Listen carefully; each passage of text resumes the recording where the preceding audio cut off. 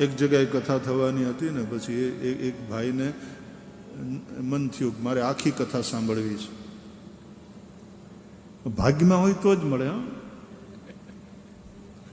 ભાગ્યમાં હોય તો ભાગવત. તેણે અઠવાડિયાની રજા મૂકી દીધી ઓફિસમાં કે મારે પૂરી કથા સાંભળવી. પહેલા દિવસે ભાગવતની શોભાયાત્રા નીકળે ને, પોથી યાત્રા, ત્યારથી જ જોઈન્ટ થઈ ગયો શોભાયાત્રામાં. તો શોભાયાત્રામાં ફટાકડા ફોડતા હતા બધા. તો હુતળી બોમ્બ ફોડ્યો એક જણા, એવો ધડાકો થયો ને,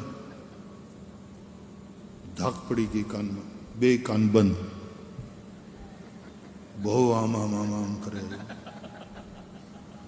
ઘરે જઈને પછી માધવલે તેલ ગરમ નાખ્યું, પણ ધાક જ ખુલી નહીં. બોલ, કથામાં બેઠો 7 દિવસ, પણ કથા અંદર ગઈ જ નહીં, સંભળાય જ નહીં. અને એમને એમ 7 દિવસ પૂરા થઈ ગયા. અને પાછી છેલ્લે દિવસે ભાગવતની શોભાયાત્રા નીકળી, પાછો કોકે હુતળી બોમ્બ ફોડ્યો, બે કાન ખુલી ગયા,